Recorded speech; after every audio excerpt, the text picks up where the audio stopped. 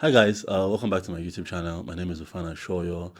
This is your first time joining us. Welcome. We discuss all things photography, filmmaking, a couple gear reviews here and there. And today we'll be talking about the TT Artisan 56mm f1.8 lens for our Nikon Z cameras. Now again, quick disclaimer, the guys at TT Artisan did send me this lens, but they don't have any input on my views on it, and they're seeing this video at the same time that you're seeing it. So do well to leave a like, subscribe, drop a comment, all of those stuffs. All right, let's get into the video.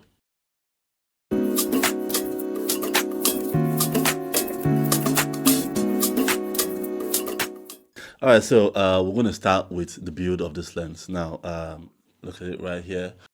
This lens features an all metal build, and it's a really beautiful build. It has like this very big focus ring that you can use if you're shooting manual focus. The aperture ring is inside, so it doesn't have like a clickable aperture like some TT Artisan lenses have. I have one of those, the 50mm f1.8 lens. Beautiful. Both lenses feature all metal mount builds. My only slight grift with this lens is it's a fingerprint magnet. I wouldn't categorize myself as someone who has OCD, but I'm particular about my lenses looking neat, and someone who has very oily hands because I have dry skin, so I'm tend to like have oil a lot on my hands. You will notice it. You will notice your fingerprints a lot on the body of this lens. Now, is that something of a big issue? Not really. It's a personal grift for me, but it shouldn't bother anyone who's doing work with the lens.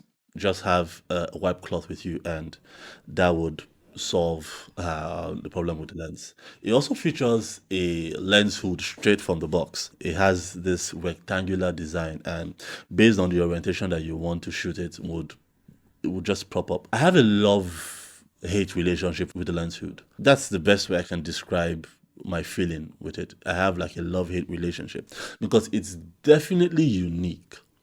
But on the downside, it doesn't let you put on the lens cap at the same time. When you're done shooting, you have to take off the lens hood and then put on the lens cap. And if you are shooting, you definitely have to take off the lens cap and put the lens hood. Again, these aren't issues that would not let me buy the lens. Like, it's a beautiful lens. I love it. But it's something that you definitely should take note of if you're someone who wants to get this lens. Really beautiful design, but it will slow you down just a tad, just a little bit if you're someone who's shooting a lot with this. Now, moving on to the autofocus on this lens. It's just outstanding.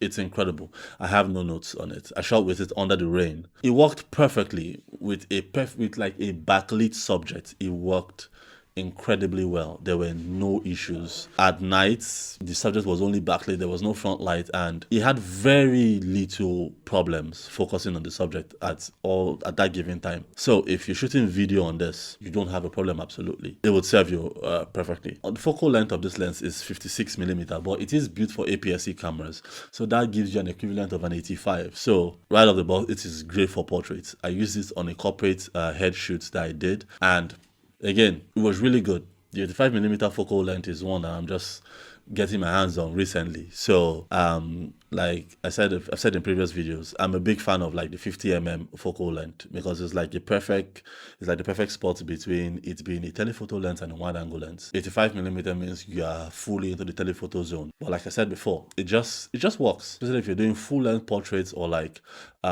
medium-shot portraits. I have no complaints. Finally, the images are great. I shot mostly at f4 when I was shooting headshots. I think it was between f4 and f5.6 when I was shooting headshots for a brand.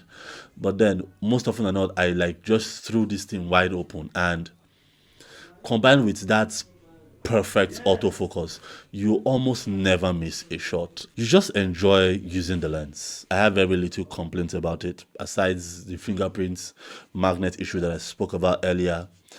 I don't have any complaints. Now I shot on the Nikon Z5, so yes, you can adapt this to like full frame cameras, and it will deliver incredibly. So like I have no complaints. I've said it before. I have no complaints about this lens, except again the fingerprint magnet and that lens hood.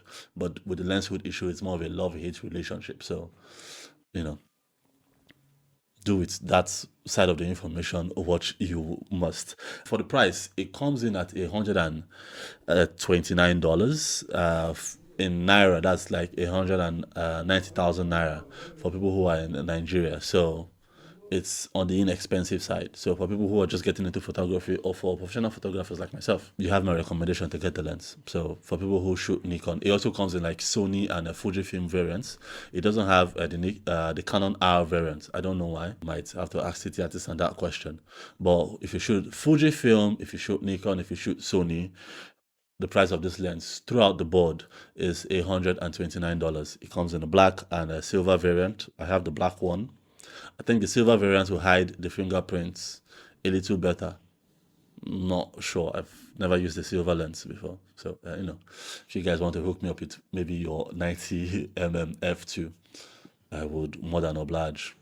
I would love to test out that lens too. So, Titi-san, you guys have my recommendation of the lens. If this is something you're looking for, it's a 5mm focal length. So, if you're someone who shoots a lot of portraits or street photographs, this will give you a unique field of view. Big ups to the guys at Heavens for the cap. Absolutely love it. And I will see you guys in the next video. Bye.